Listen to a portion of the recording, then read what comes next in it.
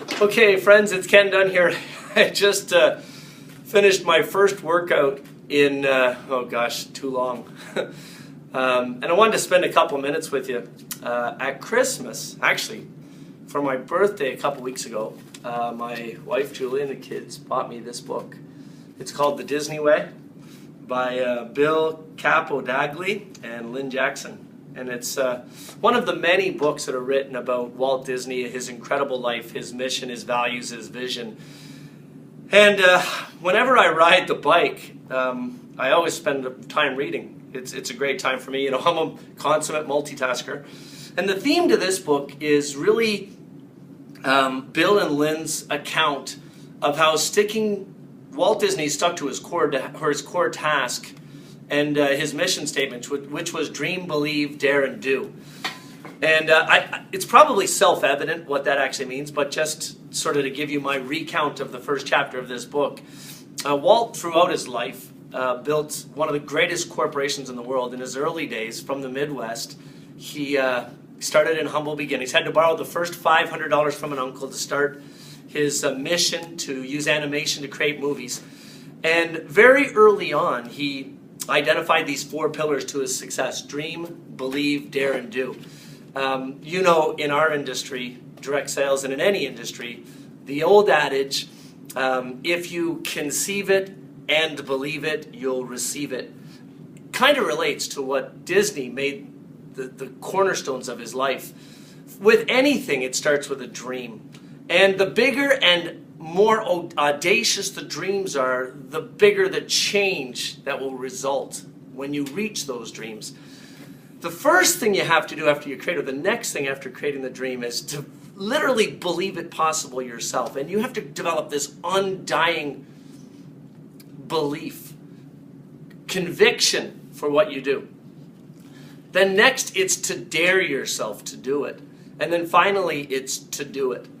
Reading this first chapter of this book, it's been a really good thing for me right now, because it's made me realize that anything that I've achieved in my life started that same way. And I'm a risk taker. There's no doubt about it, but so are some of the greatest leaders in the world. Many of the things that I've concocted in this brain of mine over the years, to others have seemed just crazy.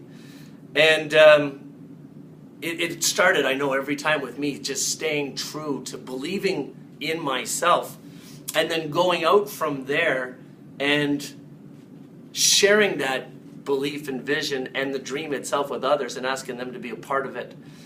And then eventually, as Disney talks about, as other people gravitate in towards that common belief, a dream spawns its own life. Anyway, I'm really early on into this. I got to tell you, though, that I'm super excited about it. I ate up the first chapter of this book, and I'm halfway into the second. One important fact that I've realized reading this, that I've been lately complimented on a couple times, and I want to share it with you. In this book, the authors say that Disney, from the very earliest day, never ever referred to a customer, or in our case in direct selling, a distributor in their business, as a customer. If you've ever been to a Disney resort, you know where I'm going with this. They're called guests.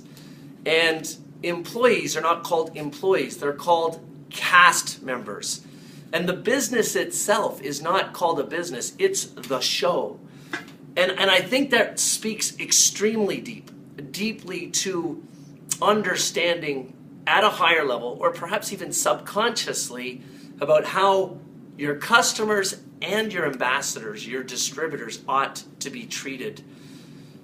I don't think any business in direct selling or anywhere on the planet will ever reach its potential unless every single member of the corporate team and ownership group of any company, ours included, truly believe inherently in every fiber of their being that the distributors of the company or the ambassadors are actually guests.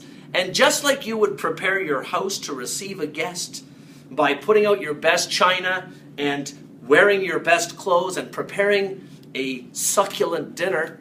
Well, every ambassador or distributor in your company, or every distributor in your downline, ought to be received that same way. And that goes for all the time. You know, the worst thing about anybody in network marketing, a field leader or an owner or corporate officer, is the realization that the front stage and the backstage are not aligned. One of the things I pride myself on, and one of the things I'm the most proud of our organization, is that every single member of our corporate team and every employee of our company, I believe, lives by that example that Walt Disney created. There's no difference between how we interact face-to-face with a distributor and how we talk about distributors behind closed doors. They're our guests. Be our guest, be our guest, put your service to the test. And I think that is a word to the wise. I think that if you own any business, then your most important asset ought to be your customers. Or in network marketing, your ambassadors, your distributors. And even in the toughest of times, you know, the true nature of a leader is revealed in times of adversity.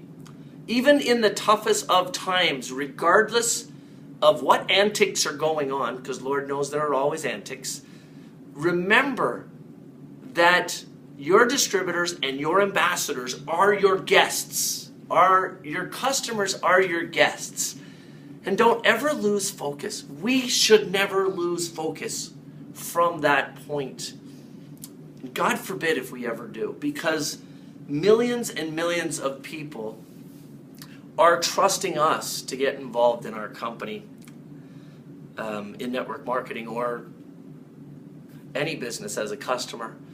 And it's only through the honoring of a distributor or a customer that a business will truly reach its full potential. So, you know, take a word of advice, as I'm going to do, from Walt Disney, and I'm going to continue to honor the ambassadors who decide to join our company at absolutely the highest standard imaginable, at a much higher standard than maybe I'll even honor myself.